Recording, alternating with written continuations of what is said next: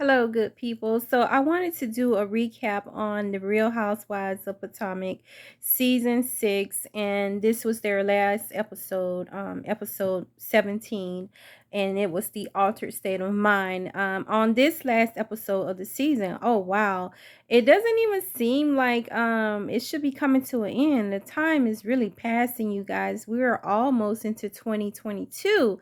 Oh my goodness. So on this last episode of Real Housewives of Potomac, we have Karen and Ray renewing their vows. It's beautiful for their 25th anniversary. 25 years is that's really good. And they seem to be in love with each other, older couple taking care of each other. I don't see that ending or breaking up.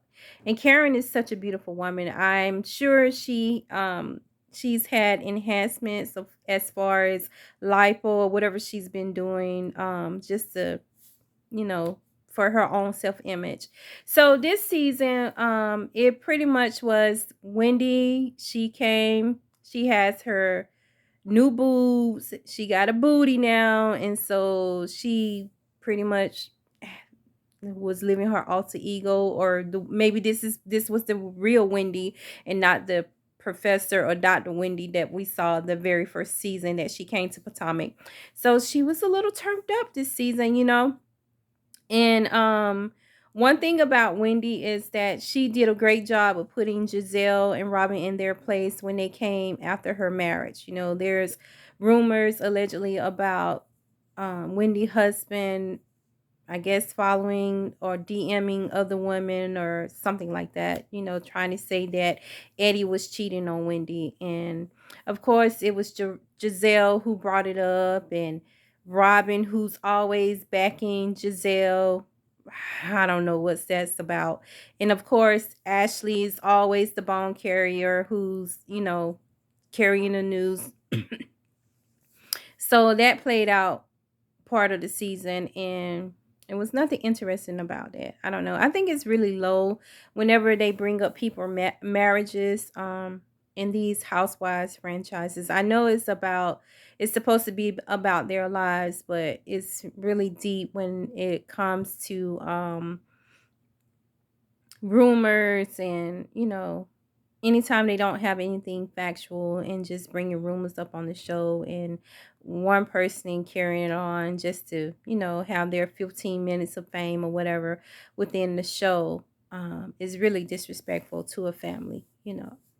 I don't think anyone should try to disrupt an institution of marriage. And then, especially, well, of course, people would say, especially the man of the woman, if they're cheating, they shouldn't even take those actions. However, I don't know. It's just kind of lowbrow when it's a cast member that's, they're really doing it just so they can have their limelight on the show, and maybe they're getting paid extra to help push the issue or whatever. So anyway, I'm not interested in any of that, any type of rumors, unless they have facts. Like if you got pictures, you got receipts, and like, okay, yeah, we need to see this so we can really know what's going on and see how he's going to try to squirm out of this. But I didn't see anything they produced about Eddie allegedly cheating on Wendy. So Wendy, she did a great job with putting those two in their place. There's nothing interesting about Giselle. She still has a horrible sense of fashion. I don't know what's going on with her fashion, but that's not interesting. I'm not interested with her going with what Monique called the pastor whore lot or something like pastor holy whore or something she called him. I didn't really care for Monique, but when Monique came to the reunion the season prior, and when she had that notebook, that binder, wherever it was, and when she was going in on Giselle and Jamal, I was there for it. Oh my goodness. I don't know if she was telling the truth, but the way she presented and what she was saying, she did the thing. Monique, I didn't really care for her all the seasons she was on the Real Housewives of Potomac until that reunion, and she brought it that reunion. So when I say girlfriend went out with a bang, she went out with a bang. That was awesome, Monique. Okay. So Giselle, nothing new, nothing interesting there. Her girls are very beautiful, and I like how she allows them to be open with her. So that's a good thing. So hopefully they'll continue to have a beautiful relationship, and they will get to experience or witness their mom with someone that really cares and loves and adores her. I'm quite sure everyone deserves somebody. So let's see who else. Robin, nothing. Robin became her storyline was kind of interesting this last episode, because one was kind of like flipping out on her. She wanted to bring up about if they do have another baby, because they're building their home and they're supposed to be getting remarried, and he wants another child, especially a little girl, because they already have two handsome boys. So he wants a little girl. So Robin, she wants to bring up how he wasn't there for the boys when they were babies, and how she had to take on all that herself, which I'm quite sure it was a lot.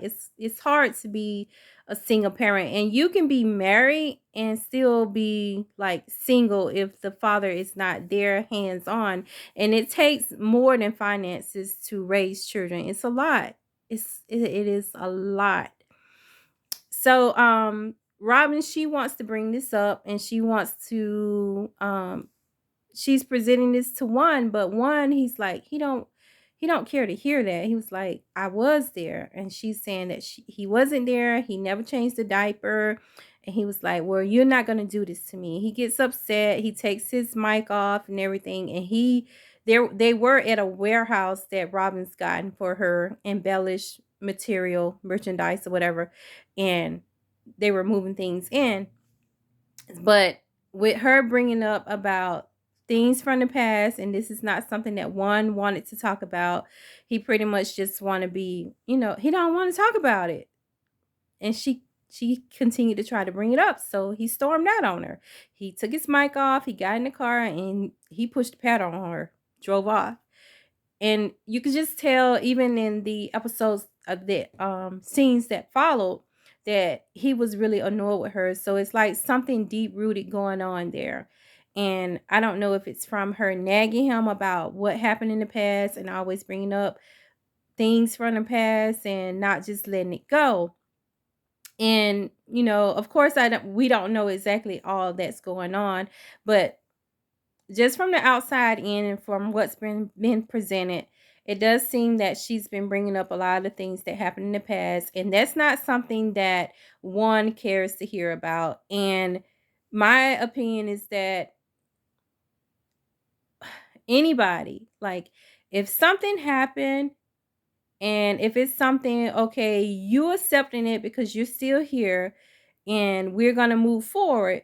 We're not going to move forward with you still bringing on this baggage or bringing on stuff that we took a pause for back in the day. Like, just let it go. If you're concerned about it, if you've already told me, hey, if we're going to have another child, you're going to be more involved. That's it. Point blank, period. There's no need to say, because you remember back in the day, you didn't do what you were supposed to do. You was not around. The kids didn't even know you were their daddy.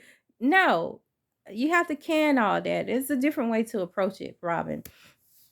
So that was like the only interesting thing about her and her storyline. And her and Juan, they did meet up with Ashley and Michael.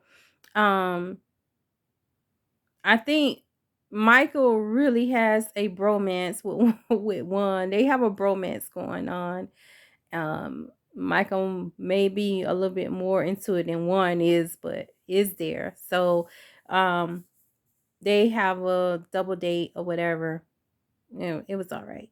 So when they got to the wedding, they was sitting at the table. One, he showed up late. He didn't come with Robin, and he didn't even seem to really be dressed for the occasion. It's like he just threw on whatever. I don't know if maybe the producers say, "Well, we'll pay you a couple thousand or a few dollars just to get here to this wedding, and we want you to sit at the table and talk to Michael, because Michael's only coming because you're coming." So I guess maybe he decided last minute to come to the wedding. So one comes to the wedding, and while he's sitting at the table with everyone, he tries to get Michael and Chris, Candace's husband, to, just hash out their problems or whatever. So Michael's a little resistant, but all in all, they do decide to let bygones speak bygones. So we'll see what happens with that. And then Candace, I don't know, she said something about Michael having white privilege. I didn't even understand the whole thing that was going on there, because Candace, she's just been popping off all season. I don't know why. I don't understand it. She has a beautiful voice. She seems to have some good music out there. I heard a couple of her songs, but her whole attitude on the show, it does not make sense, especially for someone that's trying to be an artist. I don't know. If you have a nasty attitude, I don't care how good you can sing. I don't care. That attitude is not going to get you anywhere, and it will have people not even trying to listen to you, to watch your nice videos, anything like that. So she really needs to work on that. And she really went off on the deep end. Like, there's a way to be shady, and then there's a way to be straight nasty. And she a lot of times she was just really nasty, and she was hidden below the belt with a lot of things that she was saying in response to when it came to Mia, the new person to the show, or even when it came to Ashley. Like, she did a lot of body shaming with Ashley. And Mia, she talked about Mia's feet being so big. Like, that lady's tall. Why would she have small, short feet? It doesn't make sense. Her feet goes along with her body, and that's what God blessed her with. Then she talked about Ashley with her, saying Ashley had a big ass forehead. Sometimes when she would say the stuff, it would come off as funny, but then you'd be like, oh, hold up. This girl is saying some stupid stuff, and she's going too far. She's hitting up on the belt and below the belt. And then she talked about Mia's mom. Like, oh my goodness, girl. She goes too far. She needs to take a shade class or something, because it's just ridiculous. Like, to be a woman and just to go that deep. It's uncalled for. I didn't understand it.